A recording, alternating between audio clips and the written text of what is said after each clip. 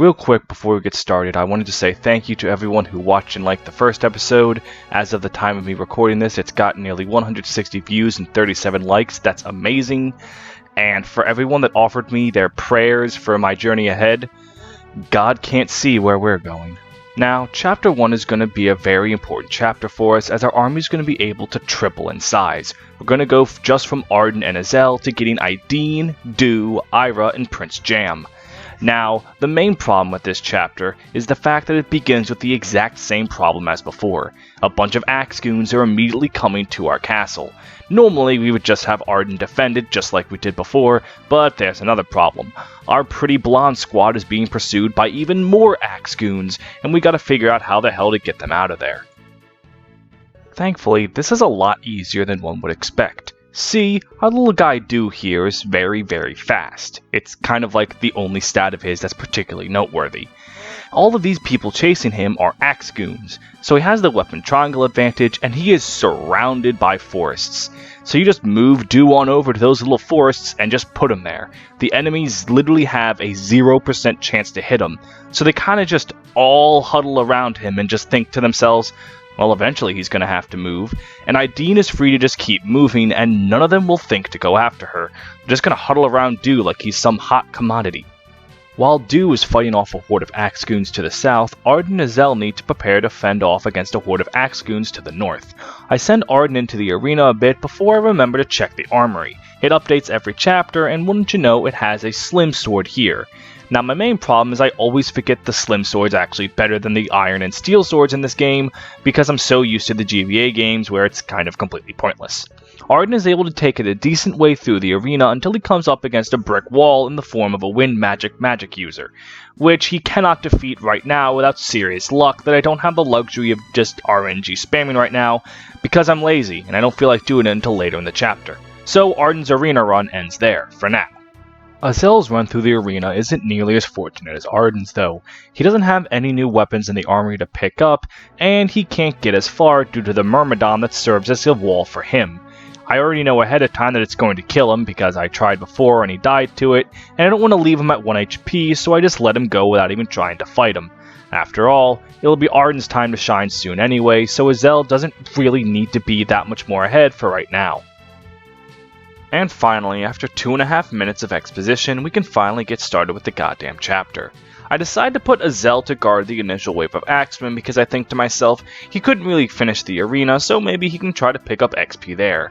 And it starts working just fine, but unfortunately, Azel can't dodge that many 34% without getting unlucky, and he gets hit by all of them and proceeds to die. That goes to show why I should never try to send a mage to do a knight's job. So instead I put Arden there just like the prologue, and everything starts to work out just fine. Now's as good a time as any to mention what the hell Du is doing down there. See, there actually is one enemy that will attack Du, the commander enemy, who has a whopping like 4% chance to hit Du, so he thinks, ooh, I'm gonna hit him. So Du can keep attacking this enemy over and over again and get about 10 XP per hit. And considering how much we're turtling here, that's gonna really add up in the long run. I shit you not, by the time Du is done in those goddamn trees, he is going to get 7 level ups alone just by smacking that one bitch. It is quite remarkable, and also really stupid, which is kind of the theme of this run now that I think about it. This swordsman bitch smacking between Arden and Du goes on for quite some time, and it's at this time I can mention something that I thought was pretty interesting. See, the AI is well aware that they're not going to hit Du with a 0% chance, so they just don't even attack him.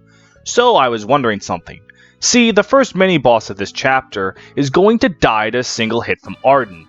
However, normally he would be able to kill Arden with his own attack before that happens.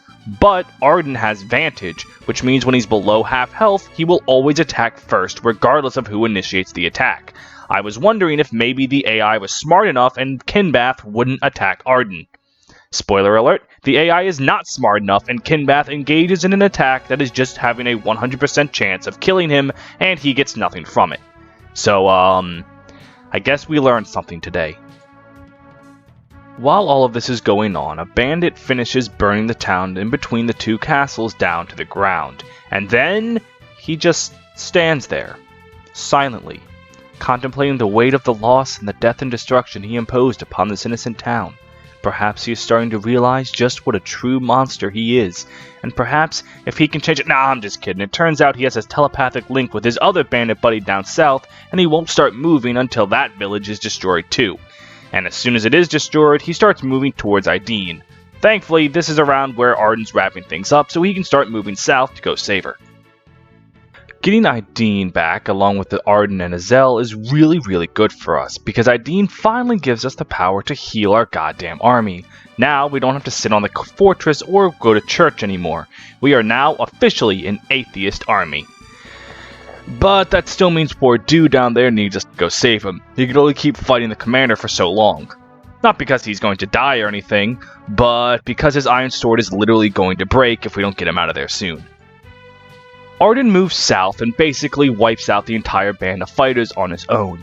Dude's doing damage, stealing gold, but he just doesn't have the raw strength to put a dent in any of them. But that's not a problem, because Arden can put a dent. A lot of dents, in fact. So now that I have everyone grouped together, it's time to take the castle to the east. Problem is Ayra standing right there. Now, in all my times playing FE4, I've never quite figured out the ideal way to do this, but the way we're going to do this is we're going to stick Dew in a bush and have Ayra go over and attack him.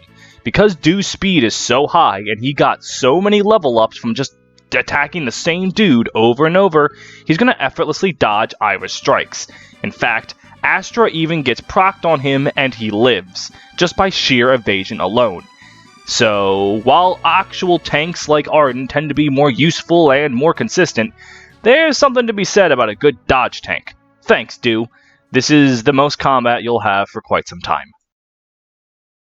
And thanks to our moneymaker Dew, we were able to keep Ayra away from the castle enough for Azel to kill the boss and for Sigurd to seize. After that, it's just a matter of getting Sigurd over to talk to Ayra, and we have her on our team. Now, Ayra's role in this is actually more pronounced than in a regular game. Ayra's whole balance was that she was an incredibly powerful combat unit, but she didn't have a horse. Well, now since no one has a horse, Ayra's role is even bigger than it ever was before, being able to put out consistent damage and consistent kills. And to even further emphasize that, since Sigurd's certainly not using that silver sword anymore and Arden literally can't wield it until promotion, Ayra nabs that sucker up immediately, giving her much higher damage output right out of the gate. Which is what I would say if I didn't forget the fact that Dew kinda stole all of Ayra's gold when they were fighting. Yeah, Dew landed a hit on her and took her 3,000 gold, so she can't afford anything. Thankfully, Dew can just give her all that gold right back. Which in turn is also a mistake, because remember what I said about Dew needing to repair his iron sword because he's been smacking the same goon for so long? Yeah, I forgot to do that before I gave her all of Dew's gold. And since you can't choose how much gold Dew gives, it's either all or nothing, Dew kinda doesn't have any ability to repair his sword. So that was a fuck up on my part. Completely. But, hey. Ayra now has over 30,000 gold. Not like she couldn't just keep going through the arena and she naturally just gets that much gold anyway, but, look, man, I'm trying to find the positives here. Don't make fun of me. Seizing the first castle causes Eldigan's scene with the Cross Knights going to stop Elliot. And one might make the observation, dude, those are horses and they're fighting. And the funny thing about that is they're green units and I don't count them as people. So we're just going to ignore them and pretend like they don't exist. And in reality, we can't really stop this from happening. But since it isn't a player-controlled horseman, I'm going to say that this doesn't count against our rules. So go on, Eldigan and your knights. Kill Elliot. Except you don't. You gotta leave that for me next chapter. And with one out of the 3 castles in this chapter captured, I think it's a fair time to end it right now. Next episode, we have to deal with Jomke's Forest of Fuck and Deidre, or Deirdre, or whatever the hell this patch calls her, I don't actually know. And I feel like there's enough there to warrant its own chapter. Now, thank you all so much for watching me suffer through this. I've decided to try to cut every chapter into 2 episodes past the prologue, because they're going to start getting very, very long. Like, really long. Like, how the fuck am I going to manage chapter 2 with only infantry? I'm not too sure how I'm going to do it, but I'm going to try my damnedest. So thank you guys so much. Leave a like, let me know what you want me to do with this. If you'd rather it be more professional, less professional, please let me know. I still am kind of trying to figure out how to do the whole Let's Play thing. But if there's anything I've gotten right so far, it's that making my suffering for others' entertainment is the way to go.